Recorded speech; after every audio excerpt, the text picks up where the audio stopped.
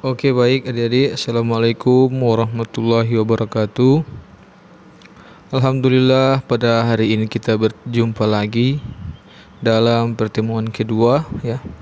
Insya Allah kita semua diberikan kesehatan, kekuatan, sehingga ke depan nanti kita menjadi orang-orang yang soleh dan soleha. Baik adik-adik, pada pertemuan kali ini Bapak akan menyampaikan materi tentang sujud sahwi. Jadi kemarin kita sudah belajar sujud syukur dan sujud tilawah. Nah, sekarang kita akan masuk pada sujud sahwi. Jadi adik-adik perlu kalian ketahui, sujud sahwi itu adalah sujud 2 kali yang dilakukan karena ada sesuatu yang terlupakan atau terjadi keraguan-raguan dalam sholat. Jadi sujud yang dilakukan karena ada keraguan-raguan atau terlupakan, ada sesuatu kegiatan yang kita langkah atau kita lupa. Misalkan dalam sholat maghrib 3 rakaat, pada rakaat ketiga kita lupa, ternyata itu sudah rakaat terakhir, tapi kita tetap menambah 1 rakaat.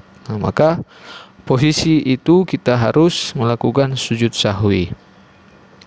Baik adik-adik, kemudian berikut ada sebab-sebab sujud sahwi. Nah, sujud sahwi ini ya, yang pertama sebab-sebabnya apabila ragu-ragu dalam bilangan rakaat sholat. Jadi apabila adik-adik ragu ini sudah rakaat kedua atau ketiga, kita lakukan sujud sahwi. Yang kedua, apabila kelebihan ruku atau sujud dalam sholat. Jadi perlu kita ketahui, ruku dalam sholat itu pada rakaat pertama, rakaat kedua, rakaat ketiga atau rakaat keempat itu 1 kali ruku. Kalau sudah 5 kali ya, atau sujud sudah kelebihan, maka kita lakukan sujud sahwi. Kelebihan atau kekurangan rakaat sholat. Tertinggal salah satu sunat ab'ad, sholat tasyahud awal, kunut, sholat subuh, duduk tasyahud awal, dan membaca sholat tasyahud awal.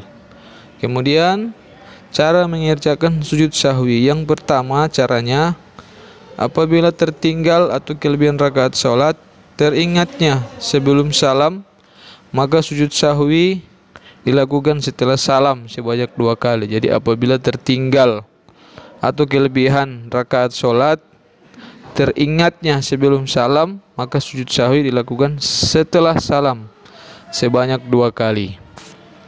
Apabila tertinggal atau kelebihan rakaat sholat, teringat setelah salam, maka sujud sahwi dilakukan setelah salam sebanyak 2 kali. Kalau ragu bilangan rakaat sholat, maka ambil yang diyakini tetap lebih utama, ambil bagian bilangan yang kecil. Kemudian salam, lakukan sujud sahwi 2 kali ya. Kemudian adik-adik, bacaan sujud sahwi. Bacaan sujud sahwi itu adalah subhana man la yanamu wala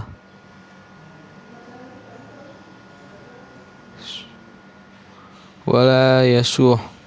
Jadi subhana man la yanam wala yasum. Artinya maha suci Allah yang tidak tidur dan tidak pernah lupa. Baik adik-adik, mungkin itu dulu materi kita pada hari ini. Untuk tugas ya, silakan adik-adik lihat di Google Classroom.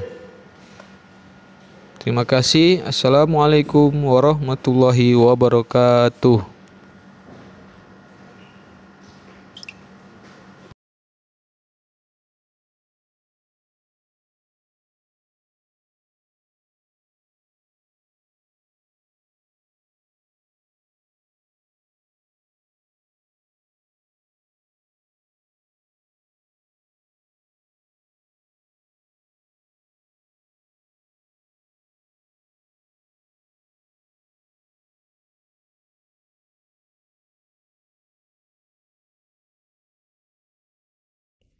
Bagaimanakah cara melakukan sujud sahwi?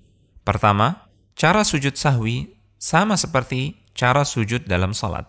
Kedua, sujud sahwi dilakukan 2 kali, dipisah dengan duduk sejenak. Ketiga, disyariatkan untuk membaca takbir setiap kali turun sujud atau bangkit dari sujud. Sujud sahwi bisa dilakukan sebelum maupun sesudah salam.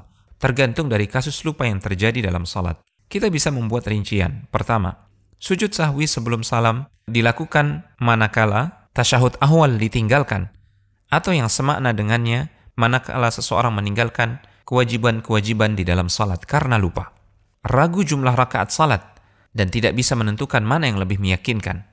Pada kondisi-kondisi ini, seseorang melakukan sujud sahwi sebelum salam. Kemudian pada kondisi kedua, sujud sahwi dilakukan setelah salam, manakala terjadi penambahan jumlah rakaat salat, penambahan gerakan dalam salat, atau ragu dan tidak bisa menentukan mana yang lebih meyakinkan. Para ulama sepakat melakukan sujud sahwi di posisi yang benar, antara sebelum atau sesudah salam, sifatnya hanyalah anjuran. Artinya, jika terjadi salah posisi sujud sahwi, salat tetap sah. Demikian keterangan Al-Khitabi. Yufid.tv